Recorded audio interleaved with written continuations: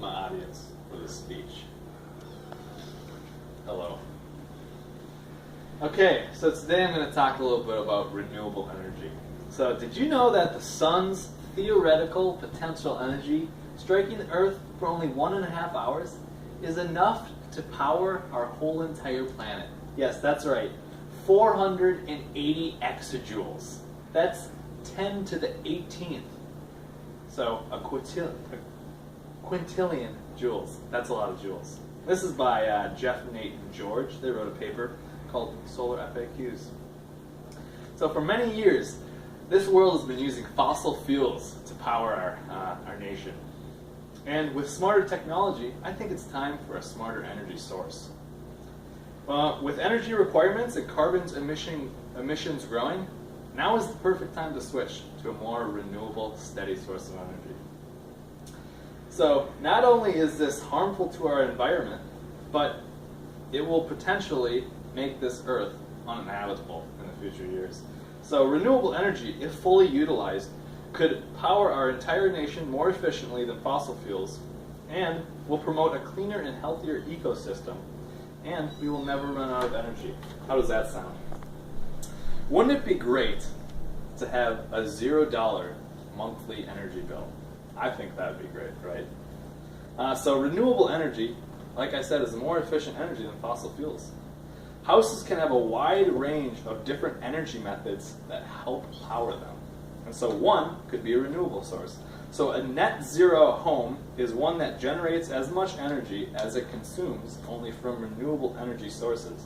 This is by Poxy and Paul, and they wrote an article called Energy in Buildings. So if fully utilized, one could have a zero energy bill by investing in these renewable energy sources. And the most common is solar, wind, and geothermal. And that's the basics that would go into a house. So although the paybacks for these can be sometimes 20 years, the time is shrinking, and it does eventually pay off. And so this is by Whit Richardson of the Portland Press. That's what he said. So thanks to technology, these systems are getting easier and cheaper to produce. Have you ever seen a picture of Beijing, China? Beijing, China is filled with smog, right? And with population increasing, energy requirements rapidly increasing, and without the use of fossil fuels, this is what our nation is going to look like. We're going to have smog everywhere, and this is going to be a dirty place to live. So Christopher Kronos, he did a study on renewable energy. He says that renewable energy sources could provide a solution to the problem as they are inexhaustible and have a less adverse impact on the environment than fossil fuels. Like I said, renewable energy sources do not cause harmful emissions. They do not hurt the ozone layer. And with the use of net zero homes and electric cars, renewable energy cars, we can accomplish this. We can accomplish this clean energy world. So the sun right now is the main source of energy for our entire planet, and it won't burn out for a million years to come. The sun has been here for a million years, and it's going to be here for another million of years. So the oil crisis in the past years has made it more obvious the dependency of our economies on fossil fuels. As a consequence, the need for a new energy source is becoming very urgent. In 1973, there was a shortage of oil in the United States. It's from encyclopedia.com. If we run out of oil anytime soon, we're going to be in large trouble, right? So right now is the perfect time to switch to renewables.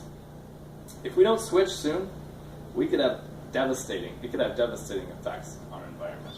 So in conclusion, fossil fuels are a great short-term energy source, but without the shift to renewable energy in the long term, it's not going to be a friendly outcome for the world. With the initial investment costs succeeding and technology growing, now is the perfect time to switch.